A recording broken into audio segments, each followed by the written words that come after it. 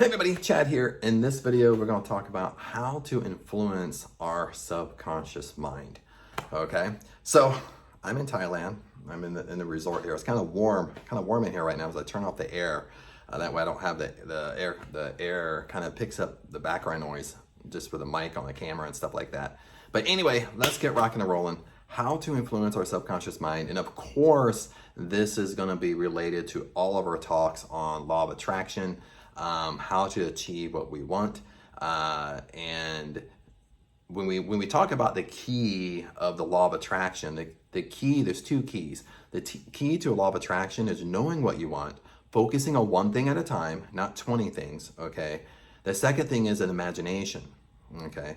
That's how we start attracting what we want. We start using our imagination and we think the end result. So what I mean by that is we think, for example, if you want your dream house, okay, you imagine owning your dream house. You imagine already living in your dream house. You imagine almost like a day in a life, what you would do on a normal day in your dream house. That's what you imagine like a kid, okay? And you just play that over and over and over and over and over in your mind, okay?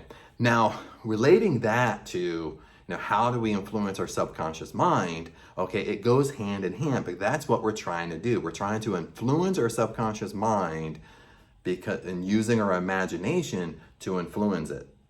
Make sense? So, because what we have to understand, our subconscious mind, why our subconscious mind is so powerful, is that it cannot dictate between what's real and what's not real. So whatever you let go into your subconscious mind becomes true. Your subconscious mind's going to look at it as true, okay? It could be false, but it's going to look at it as true. Makes sense? So no matter if it's positive or negative, that's going to influence your subconscious mind. No matter if it's real or unreal, that's going to, your subconscious mind always going to look at it as real. It's always going to look at it as true. Okay? That's why it's so powerful with, in life, what are we really letting into our subconscious mind? Okay? And in this video, I'm really going to give you one tactic, the best one that works, no flipping BS, and what really works for your subconscious mind, the best one that we can do. I mean, people give a whole bunch of different ones and a whole bunch of things, and there's really, there's some that works, but I'm gonna give you the strongest one to how to influence your subconscious mind, okay? So stay with me here for a second. This is it. This is the key, how to influence your subconscious mind, okay?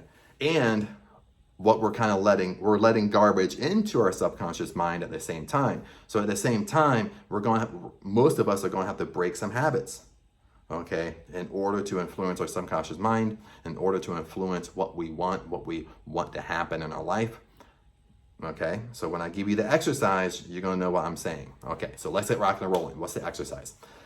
How can I influence my subconscious mind? What's the number one thing I can do? The number one thing you can do, okay, and I've known this for a long time, and I've been really horrible at this, and just here recently, I've gotten way better with it, just because I've been in Thailand for a few months, and in Thailand I don't watch TV, okay, the TV's off, just because I don't understand it. so that's the simple truth there, right there, but I don't watch TV, okay, so there's two things to influence your subconscious mind. There's two powerful things, okay? The first one is develop a nightly routine. The second one is a morning routine, okay? So when we think of night and the morning, why is nighttime and morning so powerful for influencing our subconscious mind? It's because we're in a sleepy state, okay? Remember, when we're in a sleepy state, our conscious mind, our thinking mind, shuts off. Okay, it doesn't totally shut off, but it shuts off, okay? And if anybody has kids, if you ever had the experience, someone waking you up from a deep sleep asking you a question and you respond pretty dumb, or maybe your kids ask you something that, and if you were fully awake, you would say no, but when you're sleeping, you're just like, yeah, I don't care, do it. You know what, we've all had those experiences at some point, okay? But I lost my train of thought there for a second. But that's how, when we're in a sleepy state, that's how we influence our subconscious mind, because our conscious and thinking mind gets really relaxed and our subconscious mind takes over. Okay, remember, what's our subconscious mind? Our subconscious mind cannot dictate between what's real and what's unreal, cannot dictate between what's reality and not reality. It has to, that basically looks at it as true. Okay, so that's why these two exercises, having a night routine right before you go to sleep and having a morning routine right when you wake up. Okay, that's why I'm pointing at the bed here. That's why these two routines right here are so powerful, because our conscious mind is sleepy and our subconscious mind overtakes it. Okay, so now that being said, okay, where our bad habits kind of come in is because what are you really doing, right before you go to bed, right before you pass out and go to sleep? What are you doing? Most people, I can just guess, most people, they're watching TV, watching a movie, clear up until they're ready to fall asleep, and they turn off the TV and go to sleep. Then what happens is, what do? You think about that movie all night long. Okay, you don't think about what you want. You don't think about what you want to happen. You're thinking about that movie all night long. Some people just leave the TV on, and they just go to sleep. They go to sleep with the TV on, and subconsciously, you think you're not listening to it. Your conscious mind is sleeping. They're so tired. So you think, what happens is, you think you're not listening to it, but subconsciously, you are listening to it.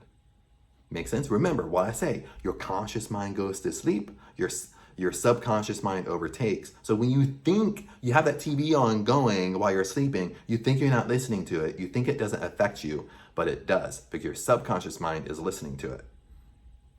It kind of seems far-fetched, kind of seems surreal, but that's the truth. Okay. It's the same thing with TV. Now we have all these devices, iPads, phones, and stuff like that, where we go to bed, we might not be watching TV. You might say, Chad, I don't watch TV, but you're sitting in your bed, laying on your pillow, watching YouTube or watching TikTok until what? Until you get sleepy. Then you put your phone down and you go, makes sense? Or you're listening to a podcast, or you're listening to music or whatnot, and you go to sleep listening to that stuff. So that's what's going to influence your subconscious mind. Okay. Now, if you really want to take this serious, okay, and take this power you have serious, what you really need to do, at least an hour before bed, you need to stop all the electronics. You need to stop, especially stop watching stuff, stop watching TV, and let your mind kind of relax and get away from it, so you're not thinking about it before you go to bed. Okay. Then when you actually go to bed, okay, you go to bed, then that's when you think about what you want. You think about one thing, what you want, and you imagine. Okay, now two things I do is when I go to bed, that I'll turn off the light. Sometimes I keep the lights on, sometimes I don't, sometimes I just turn them off. Sometimes I'm really in the mood, I lay back and I just go straight into imagination. Okay.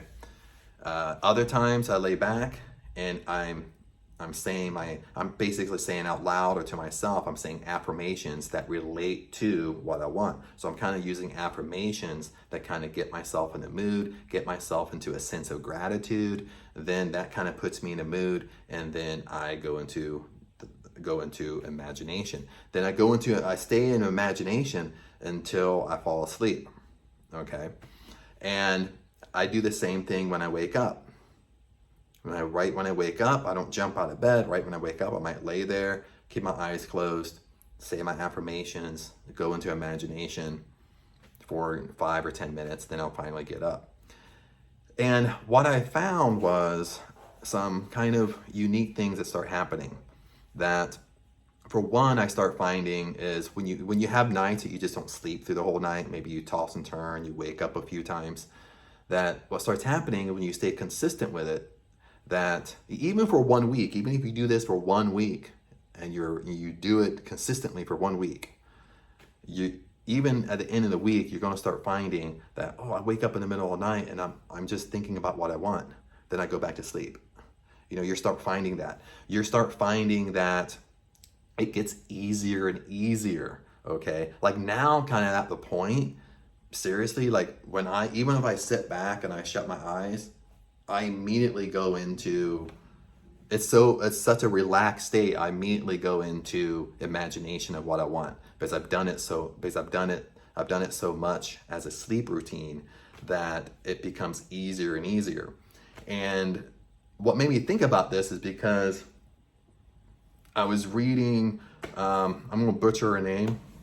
She's old school, Law of Attraction, and she used to study with Thomas Troward. Her name is Genevieve Bertrude. I believe that's how you pronounce her name. And she was saying, like, when you influence your subconscious mind and you're doing your nightly and morning routine, like in the beginning it seems like work, okay, because you're not used to it. You know, some of us are not used to having an imagination, okay, even though we use our imagination, but we're not using it for the good. You know what I mean?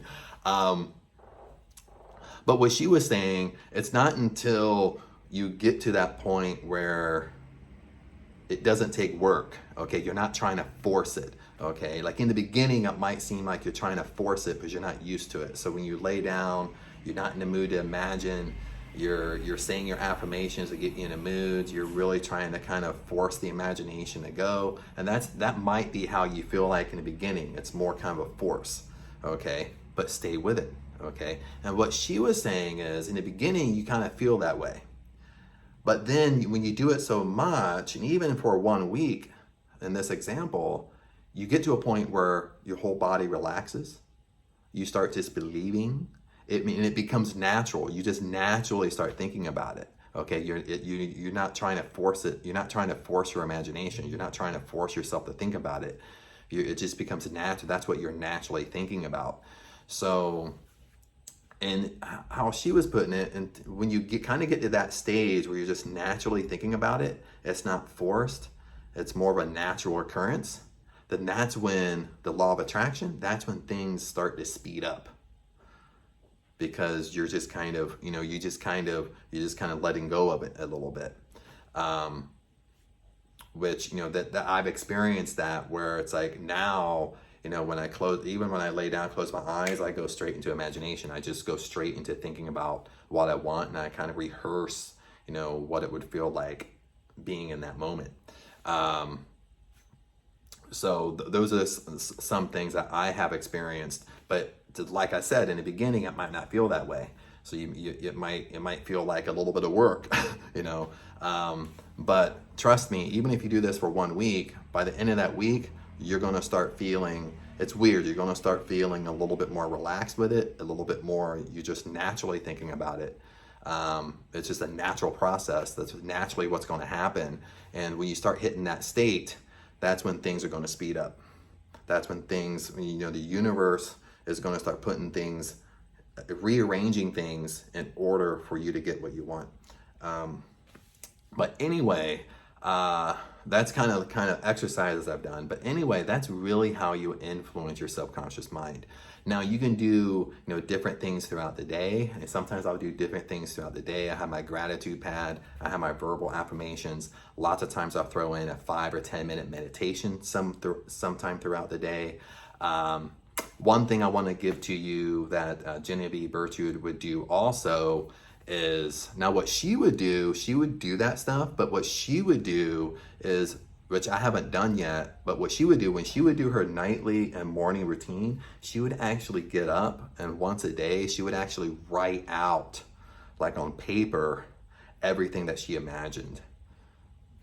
Like, for example, if you're imagining you own your dream house, you're living in your dream house, and in your imagination, you play it all the way through it, and you get into that feeling, then she would actually get up and she would write that out on paper. She would do that exercise daily. That's one of the things, writing has a lot of power also.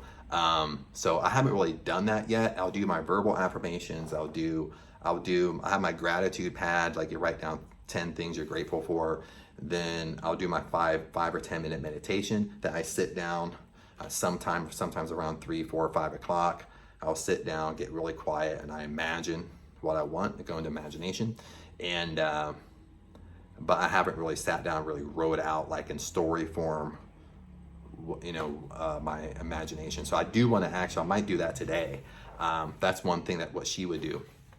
But other than that, talking about the subconscious mind, that's really the greatest way you can influence your subconscious mind, is having a nightly and morning routine. All the gurus, all the ancient gurus, it comes back to the nightly and morning routine. They all agree on that.